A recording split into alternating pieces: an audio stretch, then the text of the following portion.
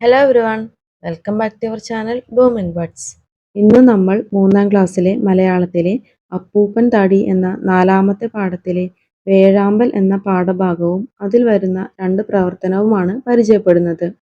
ക്ലാസ്സിലേക്ക് പോകുന്നതിന് മുൻപ് ആദ്യമായിട്ട് ഈ ചാനൽ കാണുന്നവരാണെങ്കിലും ഇനിയും സബ്സ്ക്രൈബ് ചെയ്യാത്തവരാണെങ്കിലും ചാനൽ സബ്സ്ക്രൈബ് ചെയ്യണേ. അതുപോലെ ലൈക്ക് ചെയ്യാനും മാക്സിമം കൂട്ടുകാരിലേക്ക് ഷെയർ ചെയ്ത് സപ്പോർട്ട് ചെയ്യാനും മറക്കരുത്. പാഠത്തിലേക്ക് പോകാം. വേഴാമ്പൽ. മഴയില്ലാത്ത കാലത്ത് ആർക്കെല്ലാം എന്തെല്ലാം ചോദ്യങ്ങൾ ചോദിക്കേണ്ടി വരും? കവി സുഗതകുമാരിയുടെ വേനൽ എന്ന രചനയിൽ നിന്നെടുത്ത ഭാഗം വായിക്കൂ. മാനത്തു നോക്കി തപസ്സിരിക്കുന്ന വേഴാമ്പലിനെ പോലെ ഞാനും മേലോട്ട് നോക്കിയിരിക്കുന്നു. നട്ടുച്ച. ആകാശത്തിനു പഴുത്ത ലോഹത്തകിടിന്റെ നിറം. പൊടി മൂടിക്കെട്ടിയ വായുമണ്ഡലം. കാറ്റുപോലും എങ്ങോ പേടിച്ചൊതുങ്ങിയിരിക്കുന്നു. ഒരു കിളിയൊച്ച പോലും കേൾക്കാനില്ല. ചൂട് ചൂട് ചൂട്. പിളർന്ന കൊക്കുകളുമായി കാക്കകൾ മുറ്റത്തെ ഒരിത്തിരി തണലിൽ വന്നിരുന്നു പരാതി പുലമ്പുന്നു. അനാഥയായ ഭ്രാന്തിയെപ്പോലെ ഭൂമി വരണ്ട മാറുമായി വെയിലത്ത് മലർന്നു കിടന്നു മയങ്ങുന്നു. നദികൾക്കൊക്കെ ക്ഷയരോഗം. കിണറുകൾക്കൊക്കെ കണ്ണീരുറവ പോലും വറ്റി തുടങ്ങിയിരിക്കുന്നു. തെങ്ങുകൾ പേടിച്ചു കൂപ്പുകൈകൾ ഉയർത്തി യാചിച്ചു നിൽക്കുന്നു. കൃഷിവിളകൾ വരണ്ടു ചാഞ്ഞു ചാവാൻ കിടക്കുന്നു. തീ പിടിച്ച കാട്ടിൽ നിന്നു പറന്നുയരാൻ ശ്രമിക്കുന്ന പറവകൾ ചിറകുകുഴഞ്ഞു വീഴുന്നു. ആനക്കൂട്ടം വെള്ളം തേടിയുഴഞ്ഞ് കാടിന്റെ അതിർത്തിയിലെത്തി നിന്നു കറങ്ങുന്നു. കാട്ടിൽ വെള്ളമില്ല, തീയുണ്ട്. നാട്ടിൽ മനുഷ്യരുണ്ട്. ആനയ്ക്ക് ഏറെയേറെ വെള്ളം വേണം.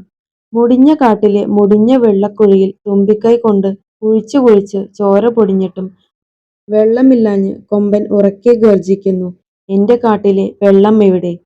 സുഗതകുമാരി. എന്താണ് കൂട്ടുകാരെ ഈ കഥയിൽ പറഞ്ഞിരിക്കുന്നത്?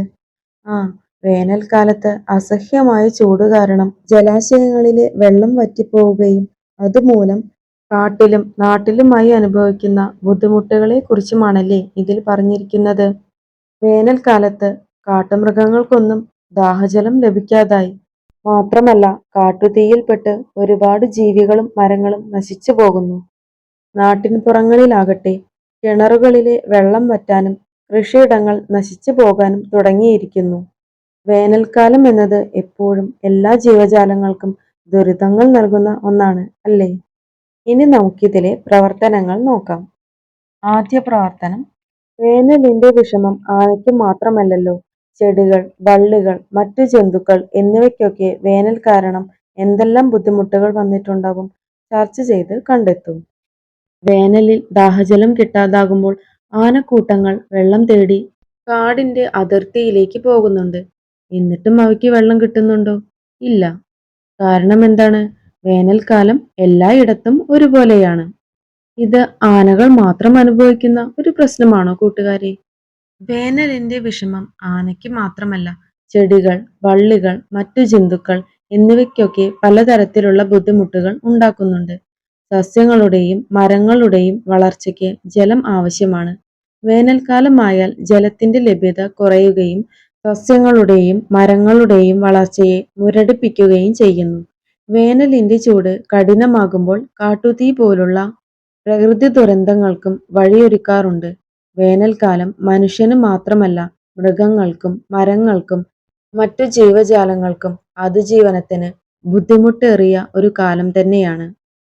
അടുത്ത പ്രവർത്തനം. വേനൽ അനുഭവക്കുറിപ്പ് തയ്യാറാക്കൂ. കൂട്ടുകാരുടെ ഒരു വേനൽ അനുഭവക്കുറിപ്പ് തയ്യാറാക്കാനാണ് പറഞ്ഞിരിക്കുന്നത്. അപ്പോൾ അതെങ്ങനെയാണ് തയ്യാറാക്കേണ്ടത് എന്നതിൻ്റെ ഒരു മാതൃക ഞാൻ കാണിച്ചു തരാം. വേനൽ അനുഭവം. വേനൽക്കാലത്ത് ഏറ്റവും ബുദ്ധിമുട്ട് അനുഭവിച്ചിട്ടുള്ളത് വെള്ളത്തിന്റെ ലഭ്യത കുറവ് തന്നെയാണ്.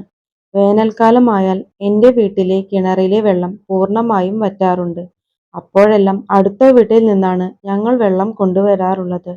വേനൽക്കാലം ആയാൽ എൻ്റെ വീട്ടുമുറ്റത്തെ മാവിൻ ചില്ലകളിൽ കിളികൾക്കുള്ള ദാഹജലം ഞാൻ ഒരുക്കാറുണ്ട്. ചിരട്ടകളിൽ വെള്ളം നിറച്ച് ചെറിയ കയർ ഉപയോഗിച്ച് തൂക്കിയിടുകയാണ് ചെയ്യാറുള്ളത്. എത്ര പക്ഷികളും അണ്ണാനും ആണെന്നോ ആ വെള്ളം കുടിക്കാനായി വരാറുള്ളത്. വേനൽക്കാലമായാൽ നമ്മൾ അനുഭവിക്കുന്ന അതേ ബുദ്ധിമുട്ട് തന്നെയല്ലേ ഇവയും അനുഭവിക്കുന്നത് എന്ന് ഞാൻ അപ്പോഴെല്ലാം ഓർക്കാറുണ്ട്. ഇതുപോലുള്ള കൂട്ടുകാരുടെ അനുഭവങ്ങൾ എഴുതാവുന്നതാണ്. അപ്പോൾ കൂട്ടുകാരെ, വേഴാമ്പൽ എന്ന പാഠത്തിലെ മുഴുവൻ പ്രവർത്തനങ്ങളും നമ്മൾ ഇന്നത്തെ വീഡിയോയിൽ ചെയ്തു. ഇന്നത്തെ ഈ ഒരു വീഡിയോ കൂട്ടുകാർക്ക് യൂസ്ഫുൾ ആയി എന്ന് തോന്നുകയാണെങ്കിൽ ബ്ലൂമിംഗ് ബഡ്സ് എന്ന ഈ ചാനൽ സബ്സ്ക്രൈബ് ചെയ്യാനും ലൈക്ക് ചെയ്യാനും മാക്സിമം കൂട്ടുകാരിലേക്ക് ഷെയർ ചെയ്ത് സപ്പോർട്ട് ചെയ്യാനും മറക്കരുത്. വീണ്ടും നമുക്ക് 3ാം ക്ലാസ്സിലെ മറ്റു പാഠങ്ങളുമായി കാണാം. താങ്ക്